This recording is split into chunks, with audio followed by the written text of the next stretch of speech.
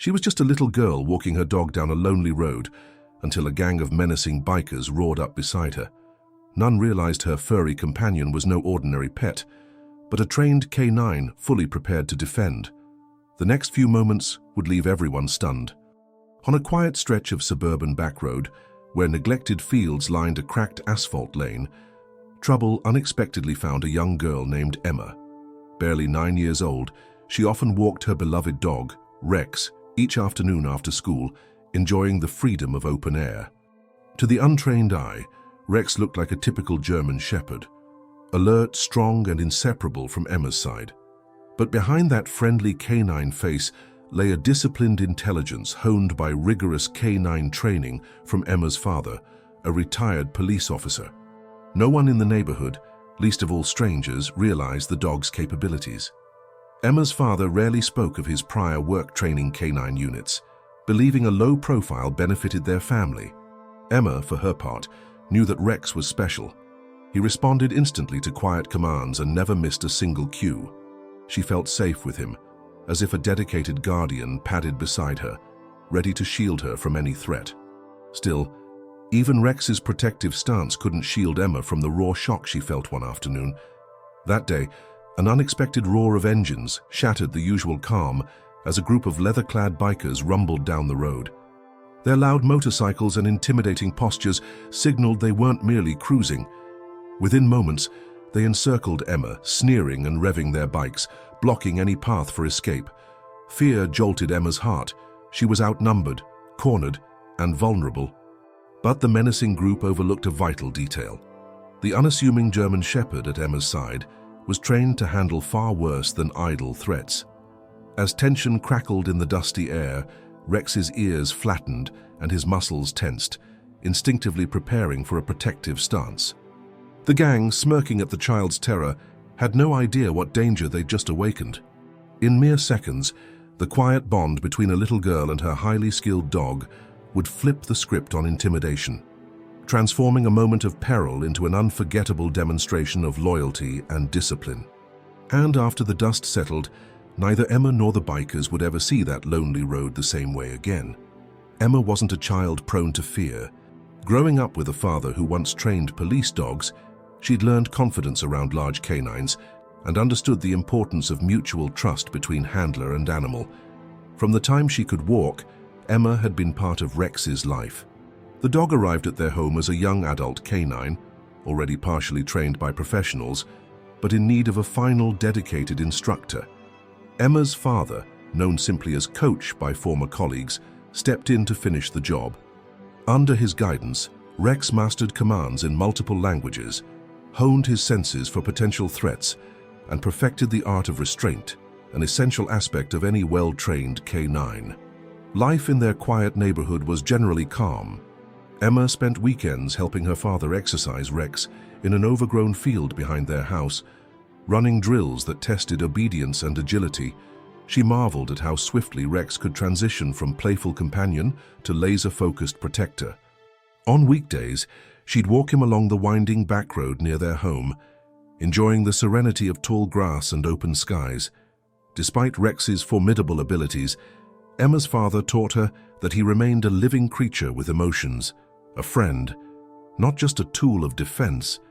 If treated with kindness, he'd reciprocate with unwavering loyalty. This steady routine never hinted at impending danger. Emma's main concerns revolved around typical school anxieties, math quizzes, group projects, and missing the school bus.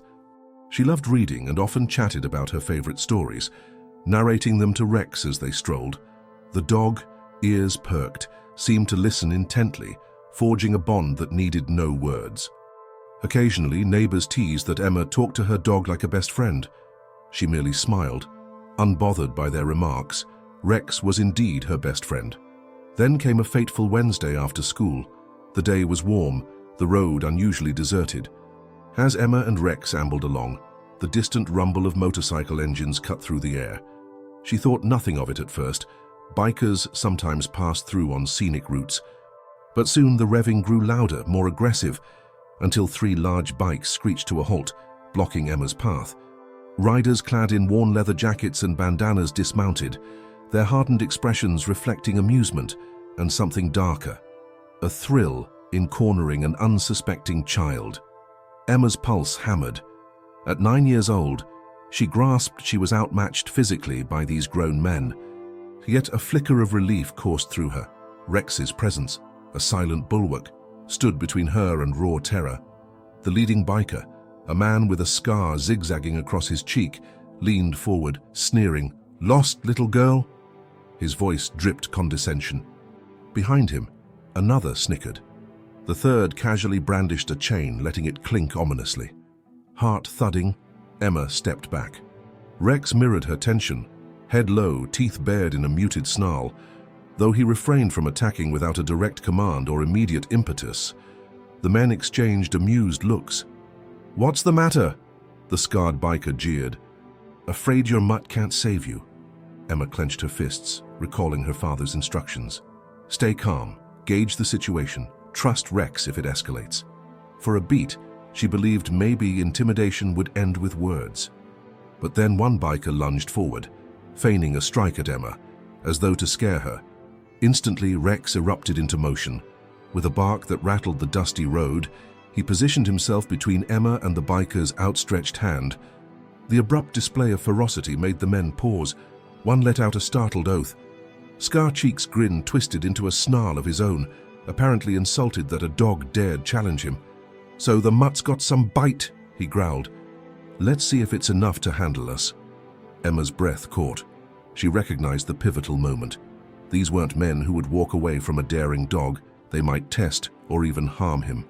A memory of her father's firm voice surfaced. "Don't let fear paralyze you. Trust the training. Let Rex do his job." Without conscious thought, she slipped behind Rex, who bristled, muscles bunching under glossy fur. The tension crackled, mere seconds from violence. Suddenly, a car turned the corner ahead, its driver slowing upon seeing the scene.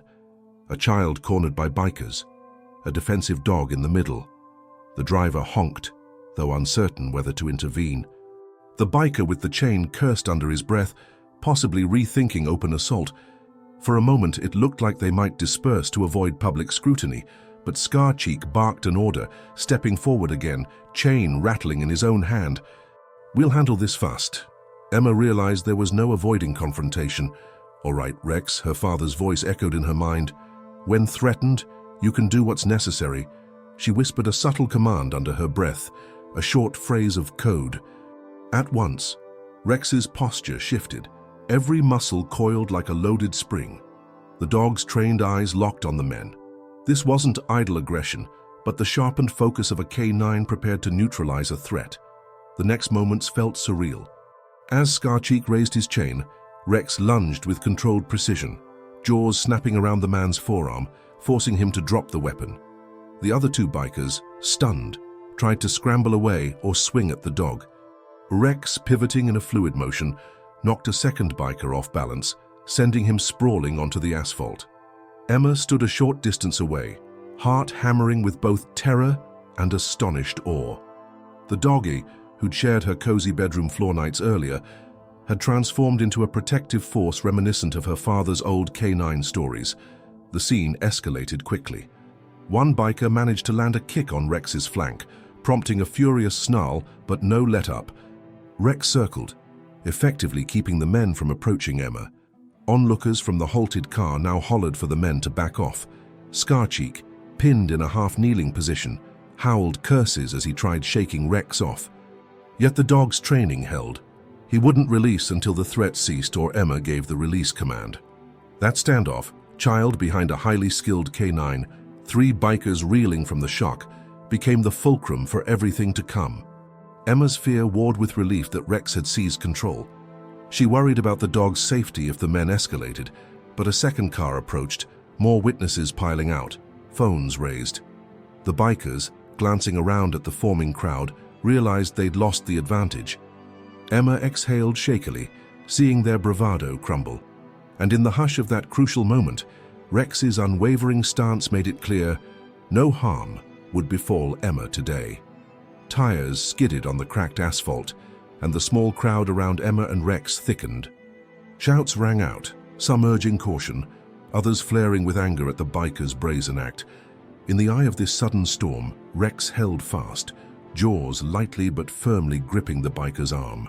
Another biker sat sprawled on the ground, nursing a bruised knee, while the third hovered warily, chain dangling from tense fingers. Emma stood rooted in place, trembling, yet buoyed by the surge of relief that she wasn't alone anymore. A local store clerk named Marla pushed through the throng, phone in hand. "I called the police," she announced, voice taut with outrage. "They'll be here any minute." Upon hearing that, the two free bikers exchanged frantic looks. The one pinned by Rex gasped curses, but his bravado was dampened by the dog's unyielding presence. After a fleeting standoff, the chain-wielding biker began to back away, muttering something about this not being worth the trouble. His companion, still limping, struggled to stand. Before they could flee, however, a battered pickup roared onto the scene, Emma's father behind the wheel. He jumped out, face set in alarm, heart pounding at the sight of his daughter flanked by strangers and a crowd. Spotting Rex in full protective mode, he swiftly barked a sharp command in the same coded language Emma had used. Instantly, the German shepherd released the biker's arm, stepping back with a final rumbling growl. The pinned man recoiled, clutching his wounded forearm, blood seeping through his fingers. Emma's father swiftly placed himself between the biker and Emma, gesturing for the crowd to keep some distance. "Is anyone hurt?" he asked, voice steady despite the adrenaline surging through him. A tense hush settled. One of the bikers spat at the ground, hissing that the dog was psycho, but the father ignored the insult. Instead, he called Emma's name, eyes scanning her small frame for injuries. She stumbled into his arms, tears welling now that the immediate threat had passed. Rex pressed against them, watchful gaze still locked on the adversaries. From the edge of the group, the chain-wielding biker tested the mood, sizing up whether he could reclaim control. But the arrival of additional neighbors, plus the approaching sirens wailing in the distance, made it clear the confrontation was over. When the police finally arrived, a pair of uniformed officers stepping from their cruiser with caution, the crowd parted to let them through. The father stepped forward, explaining in clipped, urgent words how these bikers had harassed Emma and threatened violence, and how Rex, trained under his guidance, had acted in self-defense. Some onlookers chimed in, backing up the account that the men had cornered the child. The battered, bleeding biker cursed that he was the victim, brandishing his injured arm. But glancing at Emma's trembling form and hearing multiple witness testimonies, the officers gestured for paramedics to treat him while they sorted out legalities. The tension still crackled, especially when an officer eyed Rex warily, hand lingering near his holster. The father lifted a soothing palm. "He responds to me," he said, calling out a calm release command to the dog. Rex's hackles lowered, though he remained positioned protectively at Emma's side. The onlookers, once rattled, visibly relaxed as they realized the dog wouldn't attack unprovoked. A new wave of drama emerged when the cops pressed the bikers for identification. Scarcheek, the one who'd ended up pinned by Rex, sputtered excuses, refusing to give a name. The chain wielder insisted they'd only scared the kid a little, and that any talk of assault was overblown. But as phone footage from bystanders surfaced, showing how the bikers encircled Emma, the father's immediate arrival, and the dog's response, their defenses crumbled. The father, feeling a mix of rage and relief, found himself cooperating with police more easily than he'd expected. He'd once sworn never to return to the law enforcement sphere after leaving the K9 unit. Yet here he was, forced to re-engage those instincts to protect Emma. Meanwhile, Emma wrestled with an avalanche of emotions. Shock from the biker's aggression, gratitude for Rex's heroism, guilt that she had frozen momentarily when the men lunged. She clung to her father's sleeve, still in disbelief that everything had unfolded so quickly. Rex, though calmer now, panted heavily, eyes scanning the group as if anticipating further threats. As paramedics briefly examined the father's minor abrasions from the scuffle, Emma felt tears slip down her cheeks. She worried about whether Rex might face consequences for biting a human, even in justified defense. An officer approached, notebook in hand, to gather Emma's statement. Her father guided her gently through recounting the ordeal, from the moment the bikers stopped her to the coded command that prompted Rex's intervention. The officer's expression shifted from skepticism to respect, scribbling notes about trained canine-like behavior. He assured them that under the circumstances, clear aggression toward a minor, multiple witnesses, the dog's actions would likely be deemed necessary self-defense. Emma breathed a shaky sigh of relief, though she knew the official process might still be complicated. At last, the police escorted the 3 bikers away, 2 in cuffs and 1 off to the hospital under guard for stitches. A hush fell over the crowd as sirens faded into the distance. Neighbors turned to Emma, her father, and Rex with admiration and a tinge of awe. One older woman who ran a small roadside fruit stand approached, voice trembling with sympathy, offering Emma a comforting pat on the shoulder. "You poor thing," she murmured. "You and that dog. How did you stay so brave?" Emma looked down at Rex, then up at her father. She realized she hadn't been brave on her own. Her father's training, Rex's unwavering loyalty, those were her pillars. I just trusted him," she replied quietly, stroking the dog's ears. The father gently folded her into a protective hug, murmuring words she couldn't quite make out, but felt strongly in her heart.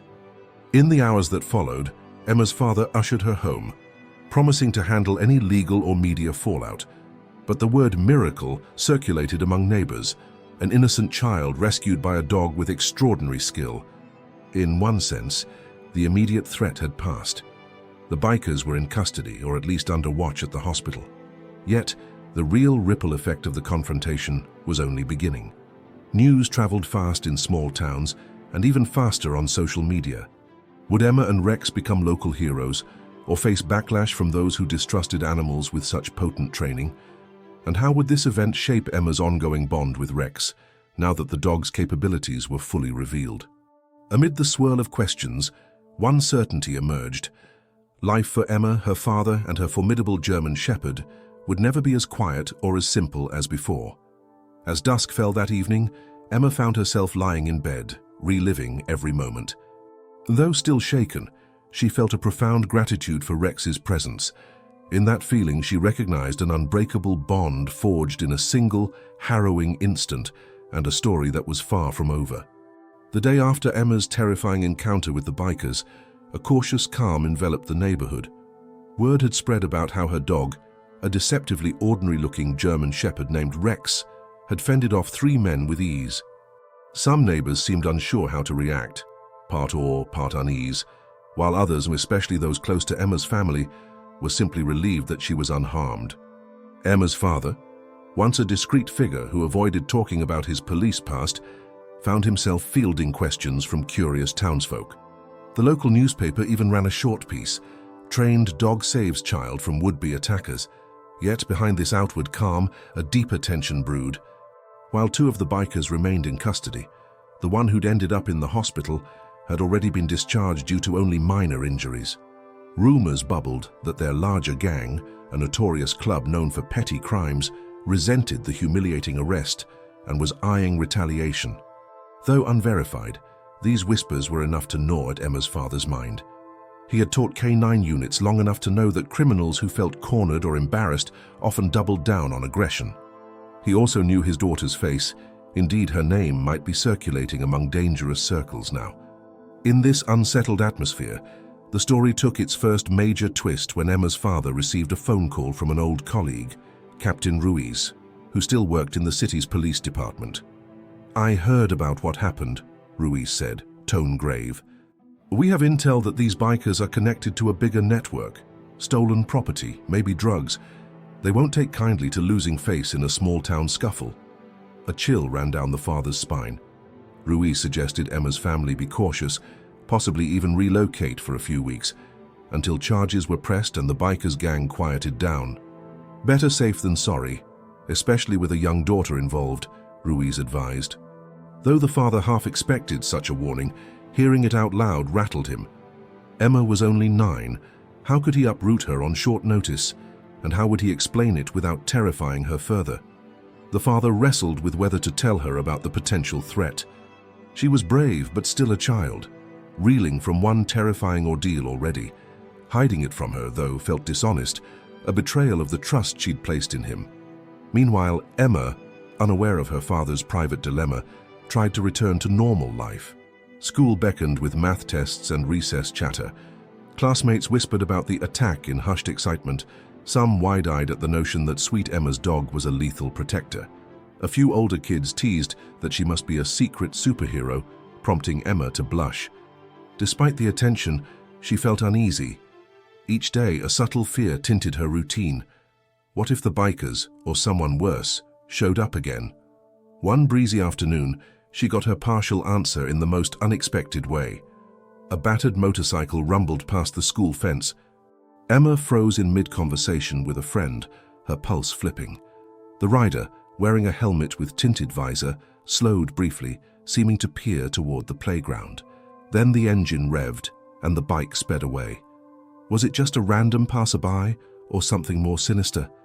Emma's father, who had begun picking her up from school post-incident, arrived moments later, frowning at her tense expression. She told him about the mysterious biker. He exhaled heavily, realizing the threat might indeed be looming closer. That night, the father finally revealed bits of Ruiz's warning. "These men might try to harass us again," he said gently, sitting Emma down in the living room, Rex lying watchful at her feet. "We need to be cautious.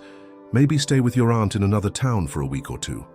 Emma's eyes filled with tears.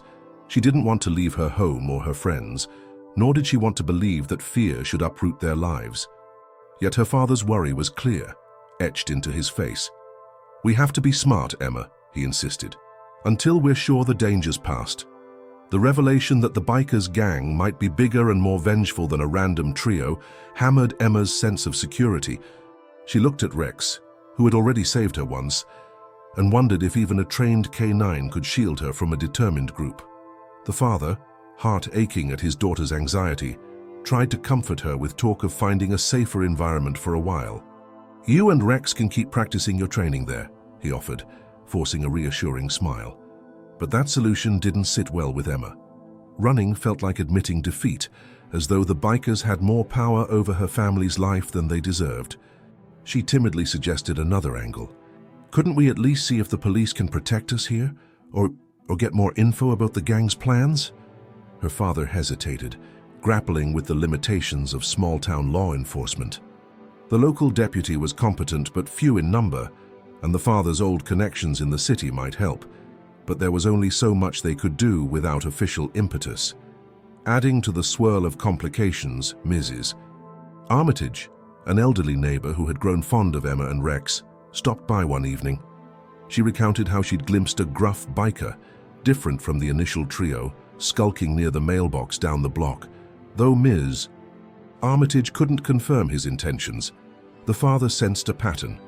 The gang was checking out the neighborhood, possibly scouting for weak points or a moment of unguarded opportunity. Mesquites, Armitage offered her own brand of wisdom. "Don't let fear rule you, dear, but do be wise about who's lurking." Yet ironically, amid these rising tensions, Emma's bond with Rex grew stronger. Each day, they rehearsed short drills in the yard, obedience commands, stance, muzzle control. The father insisted on the importance of self-restraint, reminding Emma, "He's not a weapon. He's your ally. We only protect, never attack without cause." Emma nodded gravely, both proud of Rex's ability and frightened by how it now felt necessary in everyday life. Thus, the first major twist that the bikers were part of a larger threat deepened the conflict from a one-off scuffle to an ongoing menace. Between the father's protective instincts, Emma's determination to hold on to normalcy, and the lurking presence of unknown criminals, the stage was set for a standoff that demanded more than just a dog's quick reflexes. It required a community's readiness, a family's unity, and a little girl's unwavering courage to face the possible storm on the horizon. Despite the chill of impending danger, life had to go on. Emma's father, who had once kept his canine expertise largely under wraps, found himself thrust into a protective vigilance.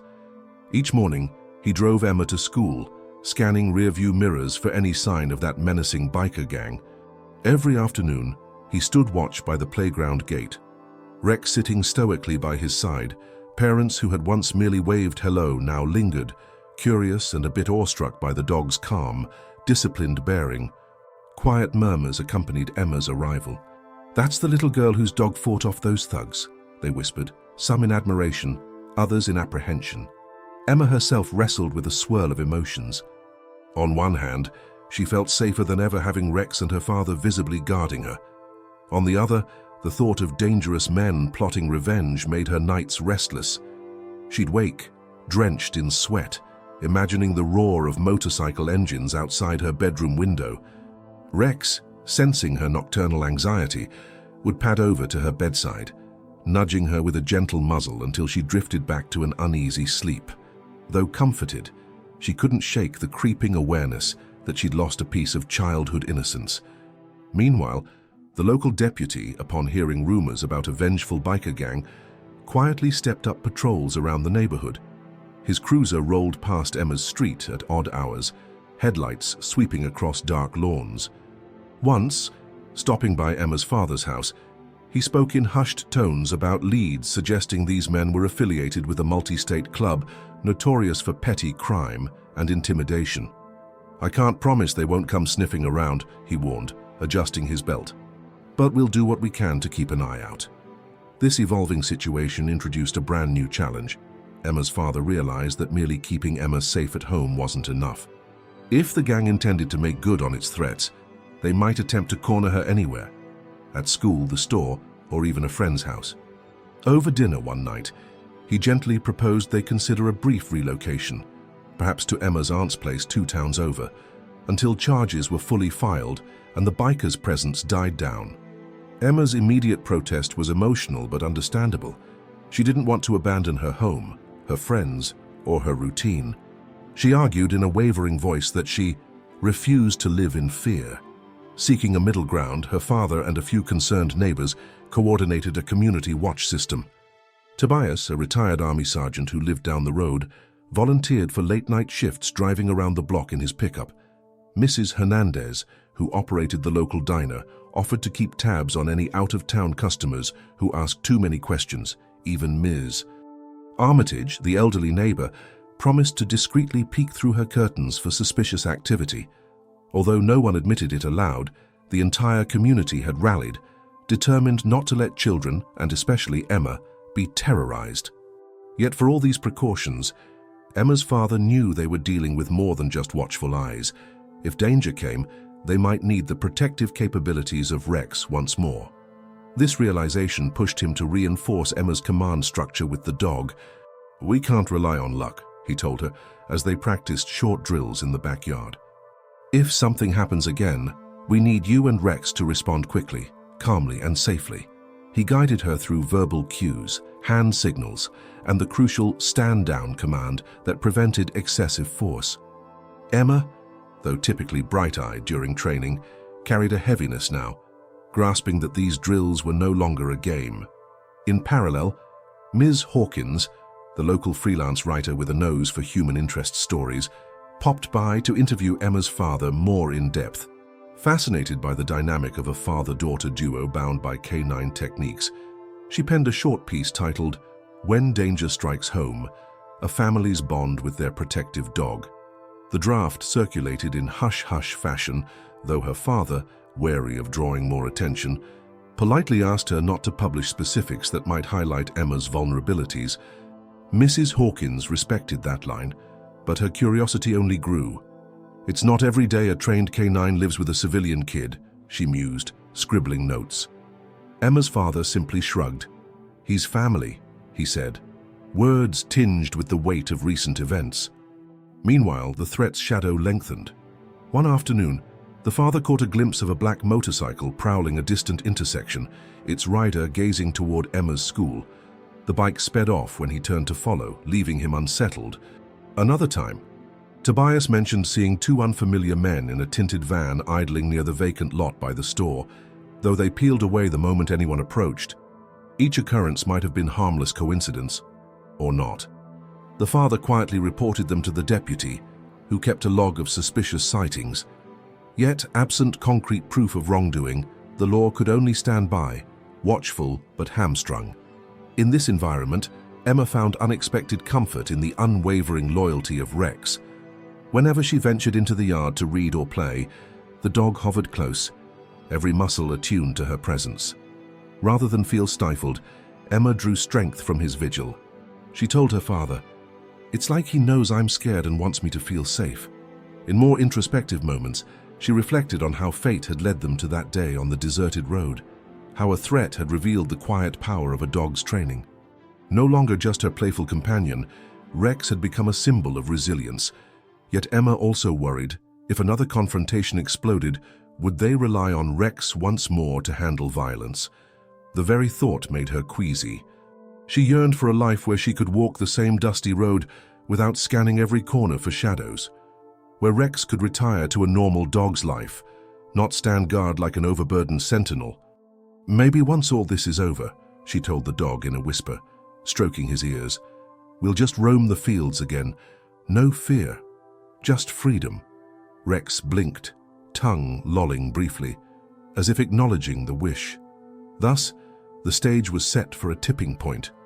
Protective neighbors, watchful authorities, and a father's vigilant training formed a fragile shield around Emma, but the biker's vengeful aura lingered on the edges, threatening to tear that shield apart.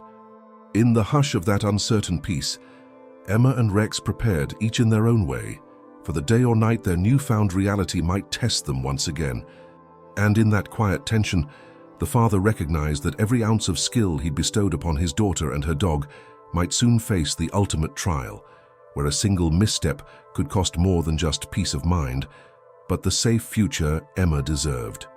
Emma's father had managed to keep his family's routine mostly intact. She still went to school. Rex still accompanied her on cautious strolls under adult supervision, and he continued his part-time job to support their modest home. But an undercurrent of tension rippled through every aspect of their daily life. The once friendly banter among neighbors often turned into whispered concerns about those bikers, while on social media, rumors swirled of a looming confrontation. Amid this simmering unease, several new subplots and complications arose, tightening the net around Emma and her father. The first challenge arrived when a local animal rights group got wind of how a canine trained dog had fought off attackers. Without grasping the full context, they worried the animal might be overworked or placed in harm's way. A representative, Mr. Green, appeared at the father's doorstep one afternoon, politely requesting to see Rex's living conditions. Surprised and slightly offended, he ushered her into the living room, where Rex lounged contentedly beside Emma, a picture of calm devotion. Despite Miss Green's gentle prodding, the father refused to reveal detailed training methods, insisting he's well cared for and only acts under threat. Though Ms. Green left without confrontation, she hinted that her organization would be monitoring the situation to ensure no exploitation of the dog. This added yet another layer of scrutiny Emma's family never asked for. Meanwhile, the local media latched onto the story of Emma's rescue. A regional news reporter, hearing it secondhand, approached the deputy for an interview. The deputy, choosing caution, gave a measured statement confirming that a minor had been threatened by bikers and a trained dog had intervened. The piece circulated online, drawing both admiration for Rex's heroics and concern from those who labeled a lethal dog in a family setting as a ticking time bomb. Emma's father watched the chatter grow, fearing sensational headlines might invite fresh trouble, particularly if the biker's associates stumbled upon these articles and realized Emma's father was once a K9 trainer, not just a random civilian. A third subplot emerged when a worried parent from Emma's school petitioned the administration to ban dangerous animals from campus property. Though Emma's father never allowed Rex inside the school grounds, the dog typically waited outside with him, panic over a K9 that could attack kids spread among a small group of parents. Emma's teacher, Ms. Caldwell, tried to quell the rumors, reminding parents that Rex had defended Emma against adult assailants, not classmates. But a few insisted that any dog capable of subduing adult criminals posed a risk in a child-populated environment. The principal, caught in the middle, scheduled a meeting with Emma's father to establish strict guidelines about where Rex could be during drop-offs and pickups, an unwelcome but perhaps necessary compromise to ease public nerves. Additionally, an undercurrent of potential danger resurged when Toby Gill, the father's longtime friend and a former canine handler as well, traveled from out of state to help. Toby came equipped with knowledge of how biker gangs sometimes sought retribution weeks or even months after an initial humiliation. The father, though grateful for Toby's support, grew more anxious. Toby's presence, an old colleague from the father's canine days, spoke volumes. It was a tacit admission that this threat might be bigger than a small-town deputy could handle. Toby quietly surveyed the neighborhood, offering suggestions to bolster home security.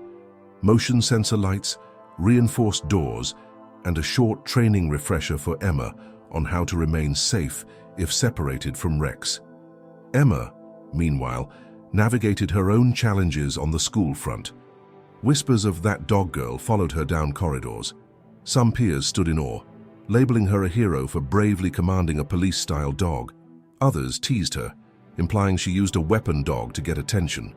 Though the teacher tried to intervene, the emotional toll on Emma weighed heavily. She confided in Lily, her best friend, about missing the days when no one cared how her father earned a living or how special her dog was. Lily, though sympathetic, couldn't shield Emma from the constant gossip. In the midst of these swirling tensions, Rex's behavior shifted subtly. Though still obedient, he sensed Emma's stress. Often at home, he hovered closer, watching the windows and doors more intently than before. Occasionally, if a car backfired or an engine revved too loudly nearby, Rex would let out a low, warning growl, posture tense until Emma or her father reassured him all was well. It was as if the dog remained locked in a state of heightened alert, mirroring Emma's own anxiety. The father recognized that while vigilante readiness kept them safe, it also wore them thin, day by day. A fleeting moment of reprieve arrived when Mrs. Hawkins, a compassionate neighbor with a knack for community organizing, proposed a positive event. She suggested a local dog appreciation day in the town park, part fundraiser, part community building, celebrating canine heroes who lived among them. The idea, to highlight stories like Emma's in a constructive way, hoping to quell paranoia and remind the town that dogs, even well-trained canines, could be friends, not threats. Emma brightened at the suggestion. Imagine turning a scary moment into something unifying. Yet the father hesitated, fearing publicizing Rex's abilities further might provoke the bikers or attract unwanted attention from other criminals. Miss Hawkins, determined, promised to handle it discreetly, featuring multiple neighborhood dogs, not just Rex. The father mulled it over, torn between enjoying the support and keeping a low profile. Lastly, an ominous rumor trickled in through Toby's contacts. A few bikers had been spotted in a neighboring county, allegedly asking about some old canine officer and his dog. Whether these inquiries were serious or idle posturing, Toby couldn't be certain. But it underscored how each passing day expanded the father's worry. If a second confrontation erupted, would the local authorities be enough to protect Emma? Or would the father and Rex have to rely on their own skill once again to keep her safe? Thus, the stage was set with multiple new layers of conflict: public scrutiny from animal rights voices, school policy debates, potential biker retaliation, and a community struggling to reconcile a heroic dog with lingering fears. Emma and Rex, caught in the middle, carried on with a semblance of normal life. Yet the father kept a watchful eye, Toby stayed poised to respond, and a hush of unspoken dread cloaked the quiet streets. For every small triumph, like Emma's classmates showing cautious admiration, there emerged fresh complications that threatened their fragile peace. It was clear that if or when the bikers returned, the outcome could hinge not just on Rex's abilities, but on a community's willingness to stand together against intimidation. A soft drizzle blanketed the small town, adding an extra layer of gloom to the tensions already simmering. Emma's life took on a strained routine. Wake up, breakfast with her father, a quick backyard training session for her and Rex, a tense drive to school, and hushed afternoons hovering under the watchful eyes of neighbors or her father. Though the immediate panic from the biker incident had subsided, an undercurrent of anxiety lingered, shaping every choice and conversation. On a grey Friday afternoon, Emma found herself in the school counselor's office. Ms. Caldwell, her homeroom teacher, had suggested a quick chat, concerned by the shadows under Emma's eyes and her restless behavior during class. "Are you sleeping all right?" the counselor asked gently. Emma hesitated, shoulders tensing, then admitted her dreams often returned to the scene of those roaring motorcycles, the chain swinging ominously, and Rex's fierce intervention. Each night, she'd jolt awake, half expecting headlights to glare through her window. The counselor listened intently, validating Emma's fears. "You've endured a real trauma," she assured the girl. "It's normal to feel unsettled, even scared." She recommended breathing exercises, journaling, or simply talking about her worries, strategies Emma found both comforting and daunting. Meanwhile, the father grappled with his own emotional tug-of-war. He longed to let Emma resume a carefree life, but the threat from the biker gang felt too real. On top of that, Mrs. Green from the animal rights group hadn't let go of her concerns. She'd quietly begun soliciting statements around town, possibly intending to file a complaint if she deemed Rex's training excessive. The father found the situation deeply frustrating. Rex's discipline had saved Emma, yet some labeled it a form of weaponizing animals. Torn between defending Rex's abilities and ensuring they weren't misused, he realized just how complicated their predicament had become. At the same time, Mrs. Hawkins continued planning her Dog Appreciation Day, hoping to shift public focus from fear to admiration for canines who serve and protect families. She approached Emma and her father, inviting them to demonstrate a few safe canine maneuvers in a controlled environment. No aggression, just obedience and rescue commands. Emma's eyes lit up at the idea, longing for a chance to show people the gentle side of her heroic companion. But her father hesitated, uneasy about putting Rex in another public spotlight. "We might invite fresh trouble," he pointed out, remembering the attention swirling around them. "If the bikers or anyone else has us on their radar, parading Rex might make us an even bigger target." Ms. Hawkins respected his caution, but pleaded that this event could calm fears. By educating people on responsible canine handling, they might disarm the negativity.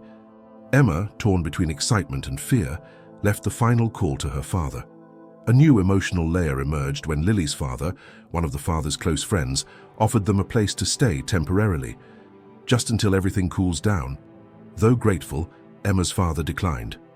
"We'd just be transferring the bullseye to your home," he reasoned. Lily's father, though disappointed, understood. Emma listened to their hushed conversation from the next room, her heart sinking as she realized how deeply her father worried for everyone around them, not just himself. Another dilemma arose around Dr. Braxton, the town's only veterinarian who had some knowledge of advanced canine medicine. Hearing whispers that Emma's father might relocate or keep Rex hidden, Dr. Braxton urged a more balanced approach. Over a brief phone chat, she offered to stand as an advocate if Ms. Green from the animal rights group escalated her concerns. "Rex is a well-cared-for, thoroughly trained canine," Dr. Braxton insisted.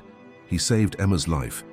I'll speak up if anyone questions the ethics of his training." Emma's father felt a wave of relief. He wasn't alone in this fight. Yet, the fear of overexposure gnawed at him. The more people publicly defended Rex, the more visible their situation became, potentially drawing the bikers' interest once again. All the while, Emma's emotional health teetered between resilience and fragility. She found comfort in small victories, like a school friend gifting her a handmade card praising Emma and Rex forever heroes. But she also shuddered each time an unfamiliar motorcycle revved in the distance, half expecting a repeat ambush. One afternoon, she confided to Rex in the quiet backyard, tears slipping down her cheeks. "Sometimes I wish we hadn't gone for that walk," she whispered. "I wish you could just be my dog, not some scary trained fighter." The dog tilted his head, as if sensing her turmoil, and pressed against her gently.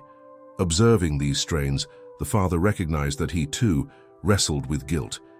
Was his insistence on thorough canine training a blessing that saved Emma, or a curse that now marked them? He recalled his days in the police force, seeing how criminals often targeted the families of officers who crossed them. Back then, he had no child, only fellow canine handlers and a badge. Now Emma's safety overshadowed everything, leaving him little room to breathe. Night after night, he dozed in a living room chair, one ear tuned for the slightest noise. a hand near Rex's leash in case they needed to respond at a moment's notice. Through all these layers, persistent bike sightings and school nerves, watchful neighbors, uncertain activists, the father realized the pressure was building toward an eventual flashpoint. The subtle hostilities from the biker gang, the confusion of some townsfolk over Rex's role, and Emma's own inner conflict could converge in a single explosive moment unless something diffused them first. Ms. Hawkins' dog event might serve as a unifying display of dog-human trust, or it might provoke the exact confrontation they feared. Yet, doing nothing felt like waiting for disaster. In that uneasy calm, the father took Emma aside, gently placing a hand on her shoulder. "We need to be ready for whatever comes," he said, voice low but resolute. "Keep your training in mind, but remember, you're still a kid. Your job is to stay safe and lean on grown-ups to handle the rest." Emma nodded, tears glinting at the edges of her eyes, wishing for normalcy. Rex, lying at their feet, snorted as though acknowledging the father's statement. Together they formed a small fortress of mutual trust amid swirling fears. Thus, as day melted into dusk, each character wrestled with their emotional battles.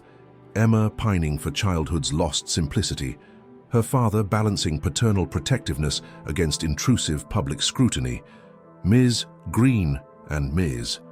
Hawkins at odds in their visions for the dog and lurking in the shadows, an embittered gang that might still come seeking revenge.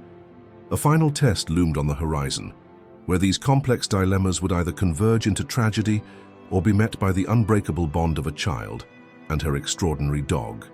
A crisp wind rattled the bare branches around Emma's neighborhood, ushering in the first signs of an early autumn.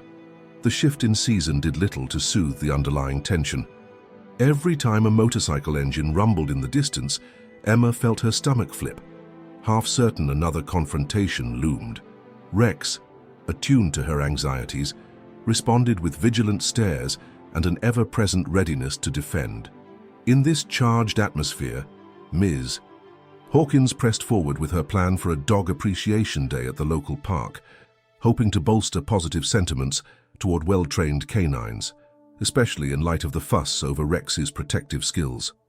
She posted flyers featuring smiling kids hugging friendly Labradors, with a discreet mention of a canine demonstration by special guests. Curiously, the mention of a heroic dog from our neighborhood piqued people's interest. Some were eager to see the dog behind the headlines. Others, unsettled by the story, expressed concern that a dog who'd attacked criminals could lash out unpredictably. The father, after much hesitation, agreed to let Emma and Rex participate, but only in a controlled demonstration that showcased obedience and non-aggressive rescue commands. Meanwhile, the father maintained a quiet but unrelenting vigilance. Toby, his old canine colleague, stayed in touch via calls, relaying bits of intelligence about biker clubs rumored to be operating in surrounding counties. Nothing concrete pointed to an immediate threat against Emma's family, yet the father's gut feeling warned that complacency might prove costly. In hushed phone calls, Toby reiterated, "Stay watchful. They might strike when you least expect." Emma's father nodded grimly each time, scanning his home's perimeter at night for any sign of scuffed footprints or tire tracks from unknown vehicles. Tension spiked further when Ms. Green, the animal rights advocate, stepped up her inquiries. She approached Lily's father, other neighbors, and even Emma's teacher, fishing for any sign that Rex's training regimen was harsh or exploitative. Though no one suggested actual cruelty, Ms. Green worried that the line between protective canine and lethal force was too thin, especially in a suburban setting. A mild but noticeable rift formed between Mrs. Green and Ms. Hawkins, who championed the event to show how responsibly managed dogs, including ex-police canines, could coexist in a family. The father, caught in the middle, tried to placate Ms. Green by explaining that Rex's training was strictly for defense, never intended to weaponize the dog. She remained dubious, politely ending their conversation with a firm, "We'll see." During these simmering disputes, Emma struggled with a new emotional burden. She'd begun feeling guilty that the entire town seemed on edge, partly because of her incident with the bikers. Friends at school whispered that some gang might be after her, stirring rumors that only amplified her nightmares. In the lunchroom, classmates huddled around her, half fascinated, half spooked by the possibility of criminals lurking. Emma hated the unwanted spotlight, but had no idea how to dispel it. When she confided in her father, he listened gravely. "We can't erase what happened," he reminded her gently, "but we can control how we respond." He urged her to focus on normalcy, finishing homework, playing with Rex in their yard, and letting supportive adults handle the bigger worries. Still, the father sensed Emma's confidence eroding. He heard her door creak in the middle of the night, found her curled up with Rex in the living room, reading by the glow of a single lamp. She admitted, voice cracking, that she felt safer when Rex was closer to a door, just in case. Though it tore at his heart to see her so cautious, he reaffirmed that letting Rex stand guard was okay, as long as she understood the dog wasn't a cure-all for every fear. Emma nodded, tears slipping down her cheeks. "I know," she said, pressing her face into Rex's fur. "But it helps." New elements of intrigue surfaced when Ms. Hawkins discovered that one of the arrested bikers had made bail under suspicious circumstances. The local deputy shared that this man, Scarcheek, had ties to a bigger outlaw biker network that prided itself on retaliation whenever their members were shamed. Miss Hawkins, alarmed by the possibility of revenge, discreetly informed Emma's father. Though his jaw clenched with tension, he merely thanked her and repeated his internal vow to be ready if trouble arrived. Toby, informed about the bail situation, offered to come stay a few nights to fortify their watch. The father appreciated the gesture, but remained reluctant to crowd Emma's space with more reminders of looming danger. They settled on Toby making a series of random check-ins, ensuring the father and Emma never felt wholly isolated. Meanwhile, Dog Appreciation Day drew nearer, adding another layer to the pot of swirling emotions. Miss Hawkins unveiled a schedule, a puppy training segment, a dog trick contest, and a demonstration from Emma and Rex. The father insisted on choreographing a calm, friendly show, teaching basic commands like sit and stay, letting Emma display how the dog responded to hand signals. No biting drills, no aggression, just a gentle demonstration of discipline. Emma hesitantly looked forward to it, hopeful that seeing Rex's gentle side might quell the undue fears. But behind her optimism lurked the dread. What if the bikers show up to cause trouble? She voiced this to her father in hushed tones, who assured her that the deputy and Toby would be present, along with supportive neighbors. Adding to the tension, Mrs. Green's group announced they'd attend too, invited by Mrs. Hawkins to observe and hopefully realize that the father's training was humane. The father accepted their presence with wary courtesy, grateful he had Dr. Braxton ready to vouch for Rex's well-being. Even so, he braced for Ms. Green's potential criticism if she considered anything too militaristic in the dog's demonstration. With the threat of unscrupulous bikers on one hand and skeptical activists on the other, Emma's father felt squeezed from all sides. Emma, though anxious, found small joys in planning the demonstration. She rehearsed guiding Rex through weaving around cones, retrieving a harmless stuffed toy, and responding to simple calls. Each small success boosted her morale, helping her remember that beyond the fear, her life with Rex was also filled with love and playfulness. The father recognized that these positive moments were crucial. Emma needed to see a future that wasn't ruled by shadows of men on bikes or the stern gaze of Ms. Green. Thus, as the clock ticked down toward Dog Appreciation Day, the tension soared to new heights. With the threat of revenge from the newly bailed biker, the watchful stance of the animal rights group, the unwavering support of allies like Toby, and Emma's own internal struggle to hold on to normalcy, a decisive turning point loomed. Whether the event became a unifying demonstration of trust or descended into chaos would depend on how every piece fell into place, a precarious puzzle hinging on a father's vigilance, a daughter's courage, and a remarkable dog's ability to show gentleness alongside the fierce loyalty that had saved a life on that lonely road not so long ago. As Dog Appreciation Day drew closer, the entire town seemed to buzz with both excitement and trepidation. Flyers dotted the bulletin boards outside the grocery store and community center, each announcing a cheerful gathering to celebrate the bond between people and their canines. Emma, while still grappling with her anxieties, found flickers of happiness whenever she pictured showing off Rex's gentle side to the public, an image in stark contrast to the violence he had been forced to display. Yet beneath that excitement lurked the ongoing tension. Would the event become a stage for more trouble? Especially if the bikers decided to crash it. A week before the scheduled date, Mr. Hawkins organized a small planning session in the local library's meeting room. Emma's father attended with Toby by his side.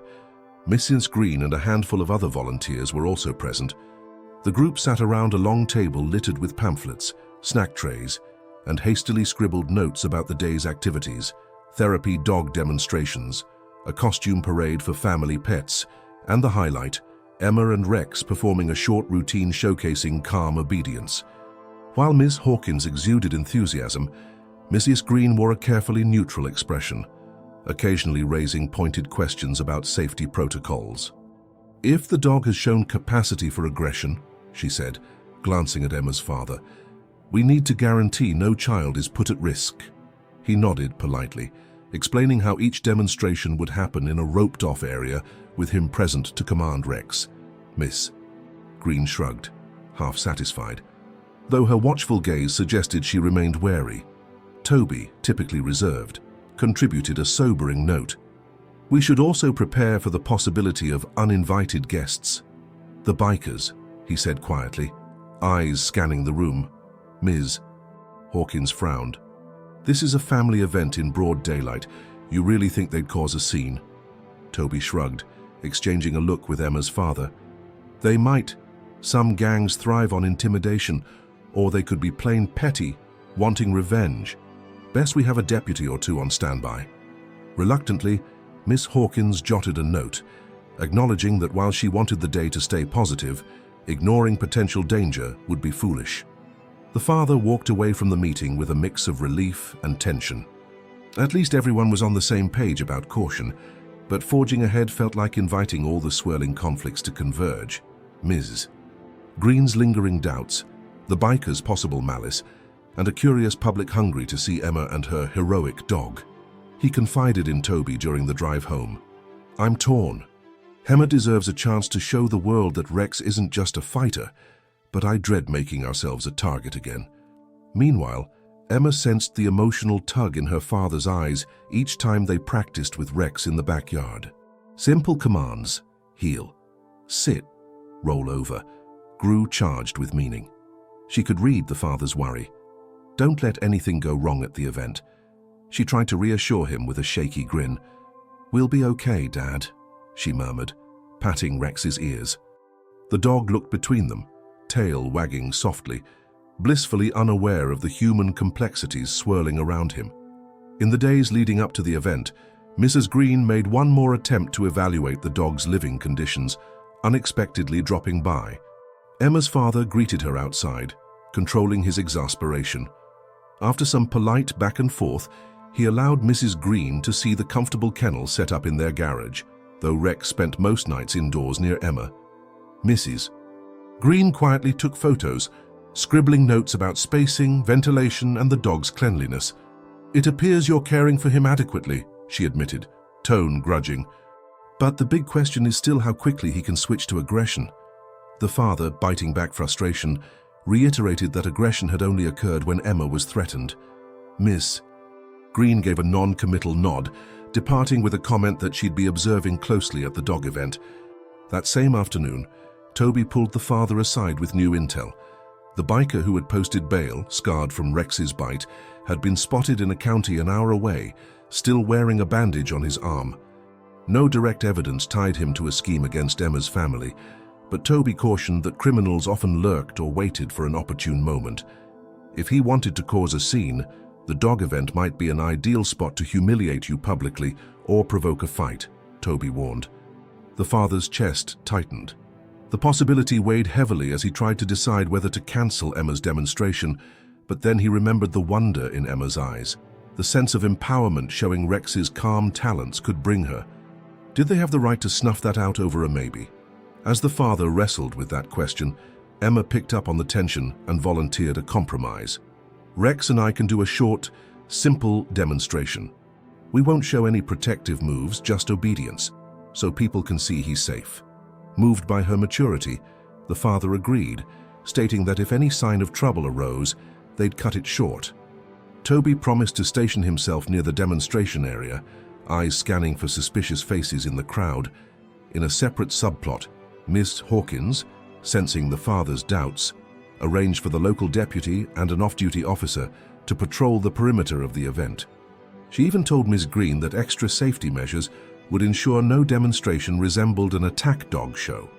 Ms. Green, cautious but less confrontational now, signaled acceptance of a carefully controlled exhibit. In Miss Hawkins' mind, if Emma and Rex could show a gentle synergy, it might quell the rumors painting him as a savage beast. Perhaps the father's biggest fear, public condemnation, could transform into admiration, bridging the gap between those who viewed canines as dangerous weapons and those who saw them as loyal defenders. Thus, on the eve of Dog Appreciation Day, each subplot collided in a swirl of anticipation. Some in town, especially families with kids, eagerly awaited the sight of adorable pups parading in costumes and trained canines performing fun stunts. Others, more uneasy, worried the large crowd might present a perfect stage for the bikers' vengeance. Emma, lying in bed the night before, recalled her father's calm voice teaching her final drills. "Guide Rex with confidence. Show the world he's your friend, not just a guard dog." She whispered a good night to Rex, hugging his neck. The dog gazed back, tail tapping against the floor, as if to say he'd stand by her no matter what dawn brought. And so they prepared, child, dog, father, and community, bracing for an event that could either unify the town with a show of compassion or plunge them back into turmoil if old threats reared their head again. Morning broke over a sky of brilliant blue, the sun shining warmly, almost too perfect a day for the brewing tension that lay beneath. Dog Appreciation Day was finally here. By 10 o'clock, the town park bustled with families and an assortment of canines, wagging tails, excited yips, and the happy chaos of kids showing off their pets. Booths had been set up for local rescues, dog treat vendors, and even a mini obstacle course for those brave enough to try. A current of anticipation crackled, though, as many recognized, this event also featured Emma and her remarkable German Shepherd, Rex. Behind the main activity, Emma's father and Toby quietly coordinated final checks. The local deputy, along with an off-duty police officer, patrolled the park's perimeter. Miss Hawkins hurried around, clipboard in hand, ensuring the schedule ran smoothly. Over by the stage area, a simple raised platform and a roped-off demonstration space, Emma and Rex stood calmly, rehearsing the gentle routine they'd prepared. Basic obedience, a playful retrieve, and simple commands that exhibited the dog's responsiveness without delving into aggression. Meanwhile, the father couldn't shake an edgy feeling. Though nothing seemed overtly amiss, his gut told him to stay watchful. Toby, tapping into his old army instincts, occasionally scanned the crowd for unfamiliar faces, especially anyone matching the bikers' descriptions. Ms. Green, the animal rights advocate, hovered near the demonstration zone, arms crossed but expression more curious than disapproving. Dr. Braxton, cheerful in a lavender jacket, meandered around chatting with visitors about responsible training, praising Emma's father for his thorough methods. The father felt a glimmer of relief hearing that support. Perhaps Ms. Green might finally see reason if all went well. Shortly before Emma's demonstration began, Lily ran up to them, breathless from excitement. "This is the biggest crowd I've seen in ages," she exclaimed, tugging on Emma's hand. Emma gave a nervously bright smile, scanning the sea of families gathered around the stage. Rex sat by her side, ears perked, tail wagging whenever a child ventured near to say hello, though he remained under Emma's control with a snug but gentle collar. "He's calm now," Emma's father reminded her. "Keep him that way with positive energy." Emma nodded, exhaling a steadying breath. At last, Miss Hawkins stepped onto the small stage, microphone in hand, welcoming everyone to Dog Appreciation Day. She introduced a local trainer showcasing agility with a bounding border collie, followed by a costume contest that drew laughter and applause, chihuahuas in tiny cowboy hats, a golden retriever wearing a tutu. The wholesome atmosphere relaxed Emma's jitters. Maybe, just maybe, all would proceed without trouble. But as Mrs. Hawkins segued to Emma's demonstration, Toby's voice came through the father's earpiece, a discreet walkie-talkie arrangement they'd set up. "Heads up," he whispered. "There's a biker near the east entrance. Tall, black jacket. Could just be passing by, but I'm on him." The father's spine tingled. He caught Emma's eye, nodding lightly to signal caution. She swallowed, but turned to Rex, giving him a soft pat as Ms. Hawkins ushered them forward to the demonstration space. Stepping into the makeshift ring, Emma and Rex faced a sizable audience, parents with toddlers perched on shoulders, older folks in lawn chairs, Ms. green with arms folded, and random dog lovers. Emma's father joined them, staying close. Mrs. Hawkins introduced Emma as the brave young handler and her remarkable shepherd, carefully omitting mention of the biker attack to keep the tone positive. Emma, cheeks flushed, offered a shy wave. Then she began, commanding Rex to sit, roll over, jump gently through a hoop. Simple, friendly commands. The crowd cooed in delight as the huge dog effortlessly obeyed the small girl. Even Ms. Green's stern expression softened, a faint smile flickering at the corners of her mouth. Just as Emma prepared the final trick, a retrieve demonstration where Rex would gently pick up a soft toy from the ground, a distant rev of an engine cut the air. Heads turned. The father's grip on the demonstration rope tightened. Toby's urgent voice crackled in his earpiece. "He's here. Scarcheek. He's not alone. Another bike behind him." The father exchanged a glance with Miss Hawkins, who paled. "Keep calm," she mouthed. True to Toby's alert, two motorcycles growled to a stop just beyond the main crowd. Parents near that area drew their children aside, uncertain whether it was a coincidence or a threat. Emma's heart hammered when she spotted the familiar scar on one rider's cheek. Memories of the chain, the sneer, the attack all flooded back. She blinked hard, forcing herself to focus on Rex, who sensed her shift in demeanor. The dog's ears flattened momentarily, a low rumble thrumming in his throat. At the demonstration ring, the father stepped forward, shielding Emma from direct view of the bikers. Ms. Hawkins tried to continue commentary, voice trembling slightly, as if hoping the men would just watch then leave. But Scarcheek had other ideas. He cut the engine, hopped off his bike, and sauntered through the crowd, ignoring tense stares. Another biker remained on the second motorcycle, helmet on, posture unreadable. "Fancy seeing you all here," Scarcheek snarled, gaze flicking to Emma and Rex. A small ring of onlookers parted, uncertain whether to intervene or flee. The father's jaw tightened, but he forced a calm tone. "It's a public event. No trouble needed," Scarcheek scoffed, revealing a bandaged forearm reminiscent of his encounter with Rex.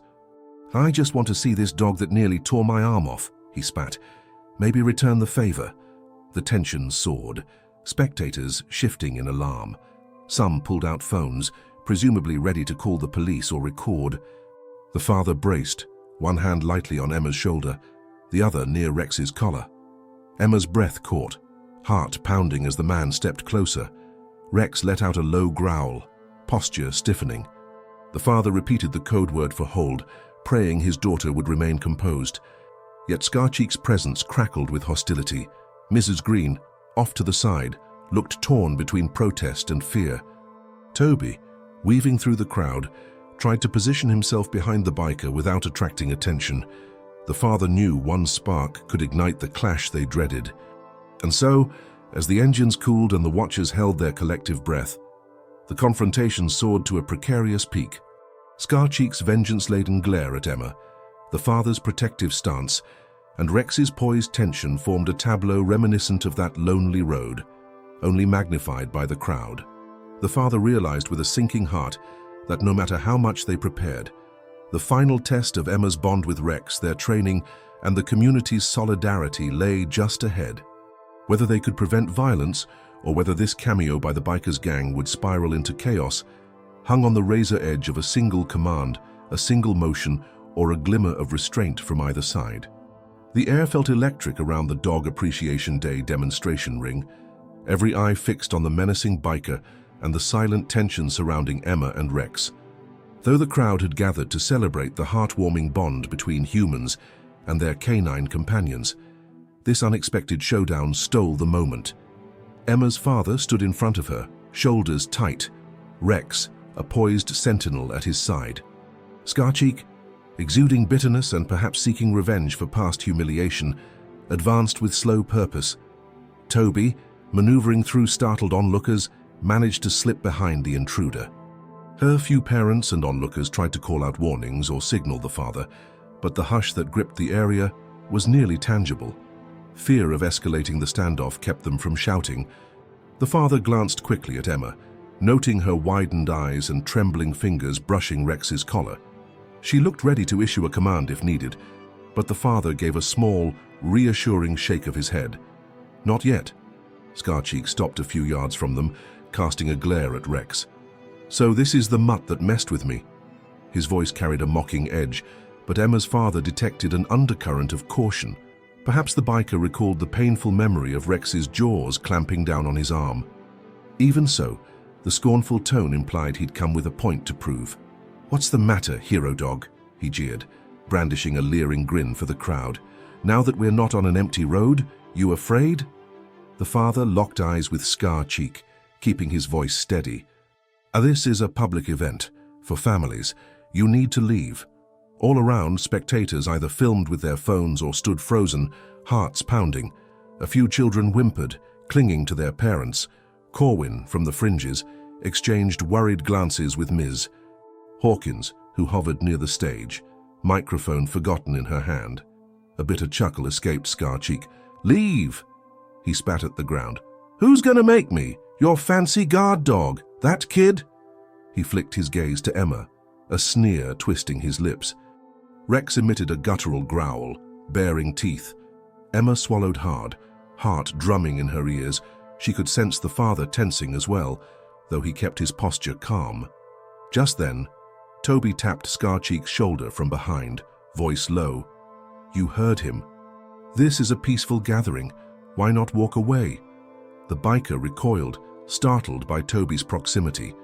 For a split second, he seemed caught between fleeing and picking a fight.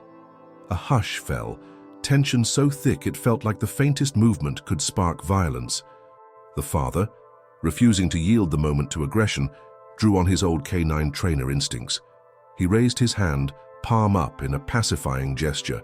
"No one wants trouble," he said, tone firm yet non-threatening. "We're just here to celebrate dogs, not to rehash a fight." He darted a glance at Emma, silently urging her to remain still. Her grip on Rex's collar tightened, face pale. Scarcheek, confronted by Toby behind him and the father and Rex before him, realized he was boxed in. A flicker of anger crossed his features as he realized the crowd's phones recorded every second. Even if he wanted to start a brawl, odds were stacked against him. He muttered a curse under his breath, shifting restlessly. "I don't forget what that mutt did," he snarled, albeit less confidently. Sensing the standoff might dissolve into sporadic violence, the local deputy and an off-duty officer in the crowd crept closer, hands near their holsters. One called out, "Sir, step away or we'll have to intervene." Confronted by law enforcement, Scarcheek's bravado wavered, yet a hateful gleam lingered in his eyes as he cast a final look at Emma and Rex. "You got lucky," he spat, voice dripping with resentment. Then, with a dramatic snort, he wheeled around and stalked off, pushing past Toby. A tense silence followed as he rejoined his helmeted accomplice on their bikes. Engines roared to life, and moments later they peeled away, disappearing into the distant roads, leaving a swirl of dust in their wake. Relief flooded the park, yet the energy of the day felt irrevocably altered. Emma released the breath she hadn't realized she'd been holding. Rex, no longer in defense mode, lowered his hackles, ears flicking as though listening to the collective sigh of the crowd. Ms. Hawkins, breath quavering, turned off her microphone, momentarily speechless. The deputy, armor expression stern, asked a few folks if anyone was hurt, then quickly radioed in a notice about the biker's departure.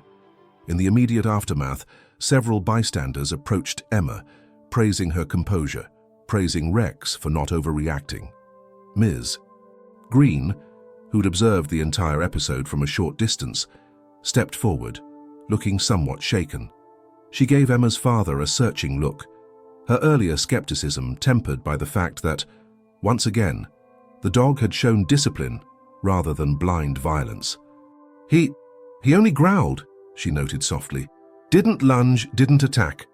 The father nodded, meeting her eyes. Yes, because we teach him to respond to genuine threats, not provoke them. A thoughtful pause hung in the air. Ms. Green dipped her head in a near apology, or at least an acknowledgement.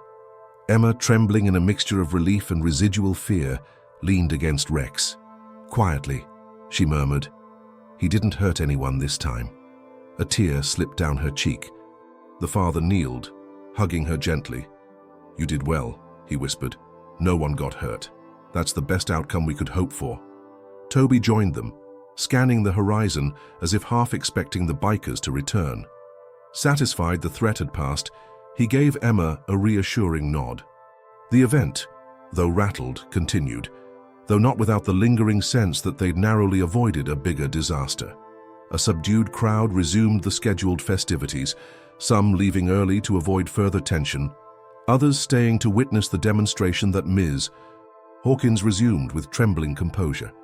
The father, after a moment's reflection, allowed Emma to proceed, determined not to let fear triumph. And so, Rex performed his calm, playful routine for an audience that now truly understood the dog's restraint was as extraordinary as his protective instincts. In the ring, Emma led Rex through gentle exercises, retrieving a plush toy, weaving between cones, obeying simple heel and sit commands. Applause greeted each successful command, an undercurrent of awe tinging the cheers. Ms. Green lingered, watching intently. By the end, she approached Miss Hawkins and quietly admitted the demonstration showed a side of canine training that's about unity, not aggression. Miss Hawkins, relieved, offered a grateful smile. Thus, the day concluded with both a sense of accomplishment and an inescapable awareness that the bikers' parting venom might foreshadow more trouble. While immediate conflict had been diffused without anyone harmed, Scar-Cheek's hateful glare clung to Emma's thoughts. For now, though, she clutched Rex's fur, grateful once again that love and discipline had outweighed vengeance. The father, scanning the roads before driving home, silently prayed no further shadows lurked. Unbeknownst to them all, destiny teetered near its climax, where the final confrontation or resolution would demand everything they had learned about trust, courage, and the unbreakable bond between a girl and her extraordinary dog. Dark clouds gathered over the small town in the days following the tense standoff at Dog Appreciation Day. While Emma's gentle demonstration with Rex had successfully showcased his calm obedience, the appearance of Scar-Cheek and his associate cast a lingering pall on the community's sense of relief. Whispers flitted through the local diner and grocery aisles. Would the bikers return in force? Did their abrupt exit herald a final retreat or a brewing plot for revenge? For Emma, nightfall became her greatest challenge. She lay awake. Rex curled near her bed, each rustle of wind or distant motorcycle rev sending her pulse pounding. The father, sensing her anxiety, extended his watchfulness, checking locks, adding motion sensor lights to the backyard, and quietly coordinating with Toby and the deputy for more frequent patrols. Still, even these measures couldn't fully dispel the undercurrent of unease that threaded through every conversation. One evening, as Emma did homework under a dim lamp, a nervous knock echoed at the door. Answering, she and her father found Ms. Green standing on the porch, face tinged with uncertainty. The father stiffened, wary of another lecture, but Miss Green surprised him. "I wanted to apologize," she said quietly, shoulders hunched. "I've been investigating your situation from a distance, but after seeing how Rex behaved at the event and how gentle he can be, I realized my fears were misplaced." She explained that while she still harbored concerns about dogs trained for combat, she understood now that not all canine methods equated to cruelty. Emma's father, softening at her sincerity, thanked her. Mrs. Green offered cautious support if the family needed any help speaking to local officials or media. "I see now that he's not a weapon, but a guardian," she admitted, giving Emma a small, respectful nod.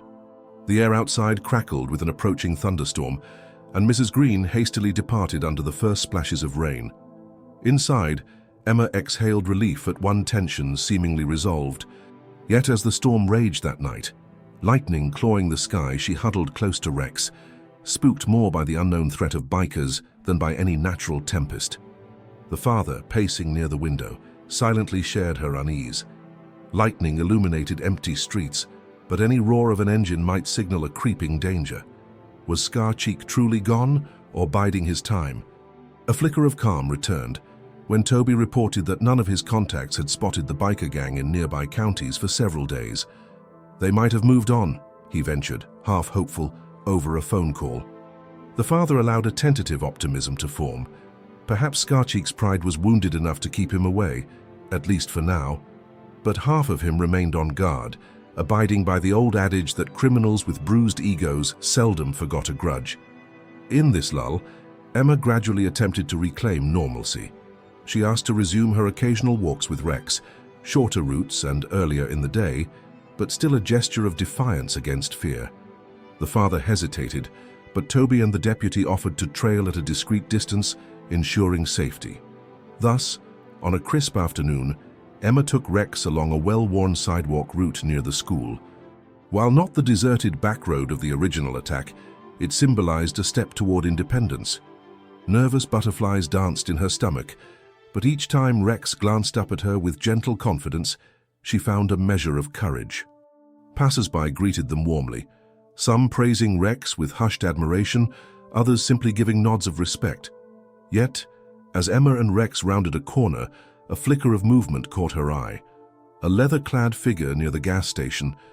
Her heart lurched, but a second glance revealed a harmless older man wearing a stylish motorcycle jacket, not the menacing gear of the gang.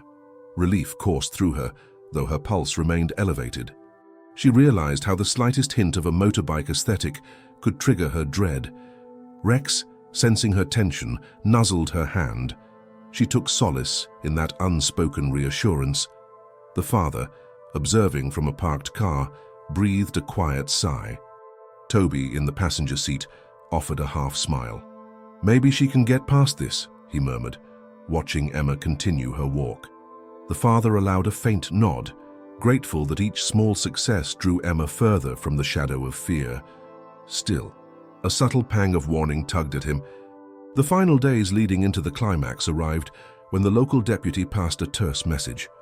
A man matching Scar-Cheek's description had been spotted on the outskirts of town, supposedly asking for directions to a remote barn area seldom used by locals.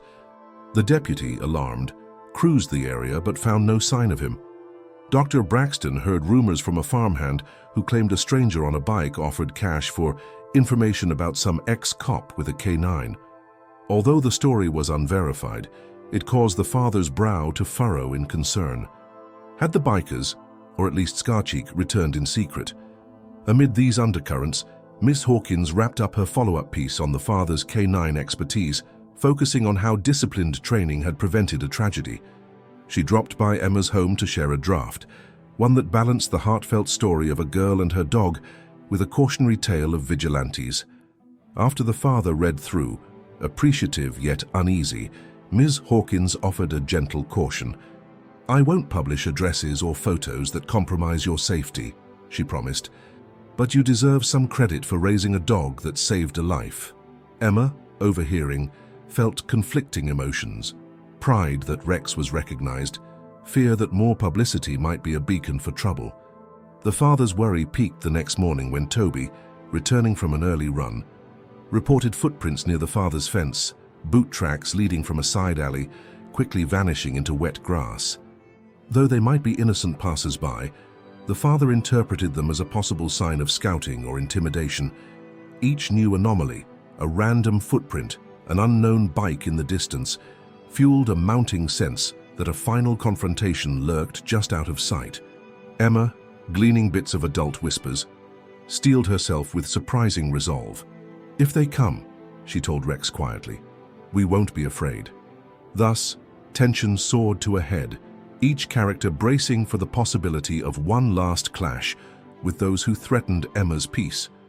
On the surface, life carried on. Emma still attended school. Ms. Hawkins polished her article. Ms. Green stepped back from her scrutiny, and the father maintained a stoic front. But in the hush beneath everyday routines, the electric sense of approaching danger crackled.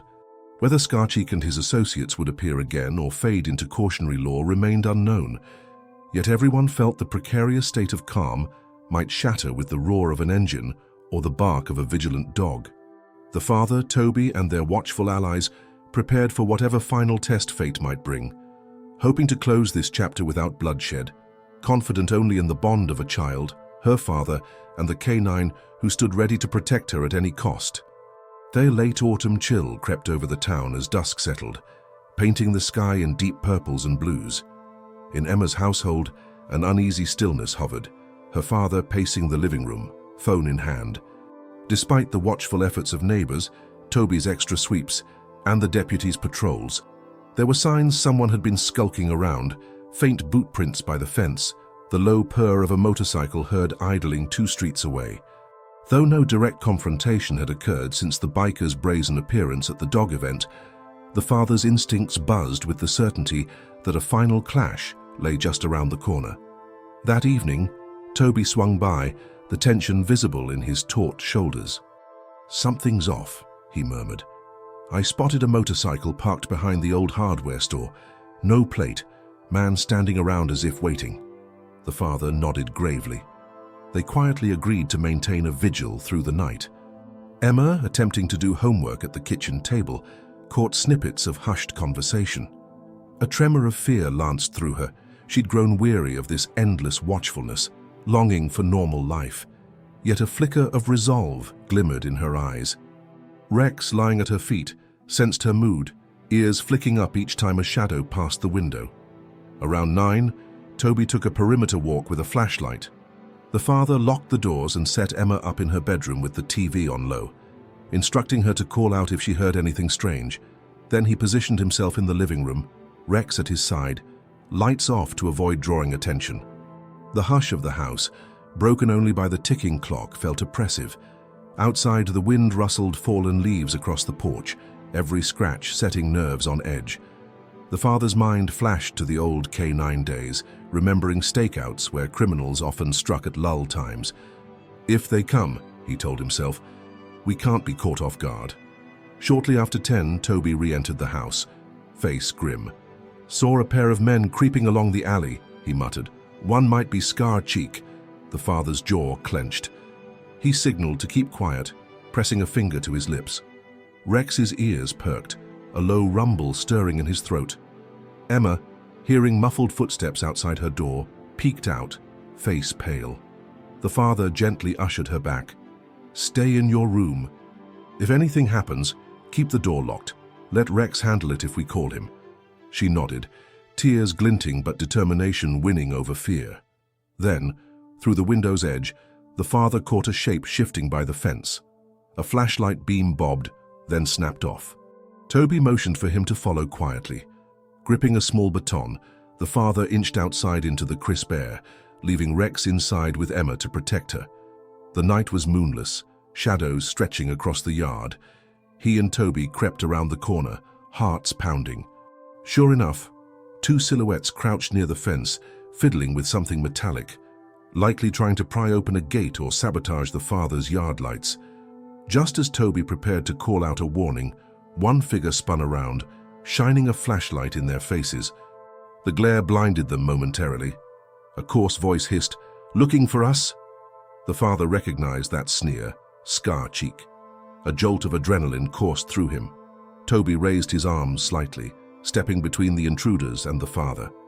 Before any words could break the tension, the second man flicked open a collapsible baton of his own, brandishing it with a grin. Inside the house, Emma heard muffled curses through the window. Fear clenched her chest. She glanced at Rex, who stood at attention near the locked door, nose raised in readiness. Unable to bear the helplessness, Emma carefully cracked open the window's curtain, glimpsing the father and Toby facing down 2 men. She recognized Scarcheek, his distinct scar illuminated by a neighbor's porch light. Her pulse hammered. Should she stay hidden or bring Rex out? The father had told her to lock the door, but if he was in danger? Her mind reeled with indecision. Outside, Scarcheek snarled at Toby. "You humiliated us. That fancy dog humiliated me," he spat. "Now we're returning the favor." The father tried to keep calm, voice low. "Don't do this. We have a phone. We can call the cops in seconds." But Scarcheek let out a bitter laugh, raising a chain, the same weapon Emma recalled from her nightmare. Toby tensed, baton at the ready, bracing for the men to rush them. The father's heart hammered as he realized help was too far away to stop an immediate assault. If the men pressed forward, suddenly a sharp bark tore through the silence. A window slid open, and Rex leapt out, hitting the ground with a soft thud. Emma stood behind the sill, wide-eyed. She'd broken the father's rule but followed her gut, releasing Rex with a short command. The father's eyes flared in alarm and relief. "Emma, get back inside," he yelled, voice tight with protective fury.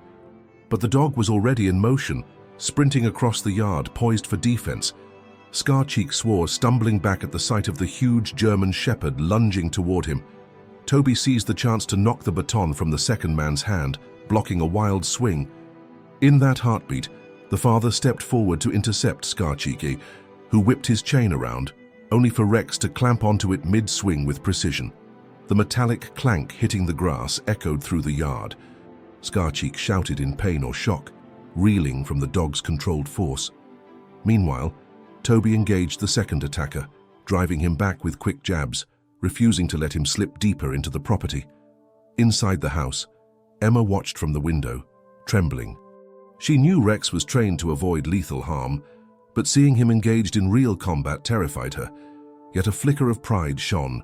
Her father had taught Rex well, and the dog fought with disciplined skill, not blind rage. Scarcheek, thoroughly outmatched, tried to wriggle free, hissing curses. The father barked a short command, a single coded word, signaling Rex to hold, but not maim. The dog complied, pinning Scarcheek's arm without sinking fangs into flesh. The man howled, forced to the ground. At that moment, headlights flared at the edge of the yard. The deputy's cruiser screeched to a stop, siren wailing. Neighbors peered from lit windows, some stepping outside to watch. Toby disarmed the second biker, then raised his hands to show he wasn't resisting as the deputy approached. Scarcheek, pinned by Rex, flailed in a vain attempt to break free. The father swiftly commanded Rex to release, keeping the dog's aggression in check. The deputy and an off-duty officer rushed in, guns drawn. Within seconds, both bikers were subdued, cuffed, cursing at the father and Toby through bared teeth. Emma let out a quivering exhale, tears threatening to spill. She closed the window, stumbling to unlock the door. The father, panting from adrenaline, turned as Emma rushed into his arms, Rex at her side. "You're safe," he whispered, voice thick with emotion. The father knelt, hugging them both, relief streaming through him. Overhead, the deputy's radio crackled, calling for backup and paramedics to assess minor injuries. In that swirling chaos of flashing lights, outraged criminals and stunned neighbors, Emma's family realized they had reached the apex of their ordeal, a final test of training, courage, and love that ended with no innocent harmed. The following morning, a calmer sunrise washed over the neighborhood, revealing no trace of the previous night's frenzy beyond a few trampled patches of grass and the lingering hum of relief. Emma awoke in her own bed, Rex curled protectively at her feet. Though sleep had been fitful, she felt a buoyant sense of safety she hadn't enjoyed in weeks. She and her father had weathered the storm, a final confrontation that ended with no one seriously hurt, but lessons learned for everyone involved. Outside, the father stood on the porch, phone pressed to his ear, recounting the incident to his old colleague, Captain Ruiz. Toby leaned against the porch railing, arms folded, occasionally nodding in agreement. The father's voice carried a note of profound relief. "They're in custody now, both of them." The cops picked them up. No serious injuries to anyone, just bruised egos. According to early police statements, Scarcheek and his accomplice faced charges of trespassing, attempted assault, and violating release conditions if further details proved ties to the earlier case. While the father knew the legal process might drag on, he felt a burden lift. It was unlikely the gang would risk more fiascos for a while. At breakfast, Emma joined her father in the kitchen, a subdued warmth passing between them. She placed a bowl of kibble on the floor for Rex, watching the dog eat with a wagging tail. For once, Emma found no trembling in her hands, no lurch of dread in her stomach. She and Rex exchanged a quick look, unspoken acknowledgement of the trust they'd honed through each trial. Her father, catching the exchange, offered a gentle smile. "You did good, kid," he murmured, ruffling her hair. Emma, cheeks warming, whispered back, "So did Rex. We couldn't have done any of it alone." Soon after, news of the bikers' failed ambush circulated quietly around town. Some neighbors showed up with baked goods, congratulating Emma and her father for putting an end to the gang's intimidation once and for all. Even Ms. Green, the animal rights advocate who had once scrutinized Rex's training, arrived with a small bouquet. "I was wrong to judge your methods so harshly," she admitted softly. "Your dog saved her again, but still avoided lethal harm. Clearly this is a bond of care, not cruelty." The father, though initially guarded, shook her hand, appreciating the shift in her perspective. Amid these visits, Toby prepared to depart. Over a quiet coffee on the porch, he and the father reminisced about their past K9 days, lessons in discipline, the heartbreak of losing good dogs, and the pride when such training safeguarded innocent lives. "Never thought we'd need it again in civilian life," the father mused, patting Toby's shoulder in gratitude. "Thanks for having our backs." Toby merely grinned, giving Emma a playful salute before heading off, confident the neighborhood was finally secure. Ms. Hawkins, always on the lookout for a poignant story, wrapped up her coverage with a thoughtful piece titled "From Shadows to Light: How a Trained Dog and a Brave Girl Defied Fear." She highlighted Emma's resilience, the father's quiet leadership, and the community's eventual unity against the threat. Public reaction was overwhelmingly positive, praising the father's balanced approach, condemning the bikers' criminal acts, and expressing wonder at Rex's ability to hold back lethal force. The father requested that the article omit personal details about where they lived, mindful of stray eyes still lurking online. Ms. Hawkins obliged, focusing on the universal message: courage can trump intimidation, especially when aided by a steadfast companion. At school, Emma noticed a new acceptance from her peers. Gone were the uneasy whispers, now a friendly awe replaced them. A few kids timidly asked if Rex could visit for a show and tell, a notion that made her giggle.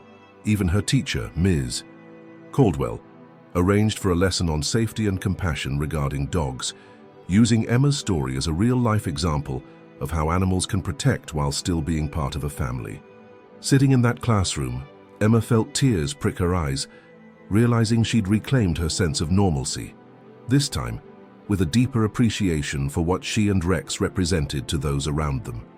In the final days of this chapter, a quiet Sunday dawned bright and warm. The father invited Emma to resume the old backroad walk, the very place that once harbored the worst memories. Nervous but determined, she agreed, Rex trotting at her side. Together, they strolled the dusty lane. While echoes of the attack lingered at the periphery of her mind, the presence of her father and the faithful shepherd emboldened her. Each step felt like a symbolic reclaiming of her freedom. The father occasionally glanced around, but no hidden danger lurked. Instead, the hush of rustling fields and distant birdsong enveloped them, just as it used to before fear took root. Reaching the spot where the confrontation first began, Emma paused. She crouched, letting Rex sniff the ground as if recalling their shared ordeal. Her father stood close, watchful in a paternal way that had become second nature. Emma exhaled a shaky breath, tears glinting, but a gentle smile surfaced. "We're okay," she murmured, rubbing Rex's ears. The father, clasping her shoulder, nodded. "We are." By the time they returned home, the father felt a weight slide from his heart. Toby was right, after all. Once criminals realized their intimidation only solidified the community's resolve, they backed down. The father vowed to keep a measured caution, acknowledging the unpredictability of life, but also recognized Emma's innocence deserved space to flourish once more. Retrieving a squeaky ball from a cupboard, he surprised Emma with an impromptu backyard game for Rex. Laughter soon spilled into the warm air, each giggle a testament to relief. If this story of Emma, her devoted dog Rex, and their fight against fear resonated with you, we invite you to take part in the conversation. Subscribe to our channel for more real-life stories about loyalty, courage, and the extraordinary bonds between humans and their animals. Like and share this video to spread a message of hope, proof that empathy and skillful training can safeguard the innocent even under the darkest threats. We encourage you to comment with your own experiences of how dogs or other pets have protected, comforted, or inspired you. Together, let's celebrate the power of compassion, reminding the world that no amount of intimidation can triumph over a heart guided by loyalty and love. With the household returning to peace and the final echoes of the biker's menace fading, Emma's life gently resumed a semblance of normal. Sure, the father maintained a careful eye on the perimeter, and Rex still performed periodic drills to stay sharp. But no longer did dread define their days. Emma walked with her canine friend along that once feared road, reclaiming every step with newfound confidence. Her father's relief glimmered in his proud eyes. By trusting their bond with Rex and the community's supportive spirit, they had overcome the darkest chapter of Emma's childhood. In that closing note, the journey from terror to triumph stood as a beacon, reminding us all that with faith, skill, and a resolute canine ally, even the most vulnerable can stand tall against life's most threatening storms.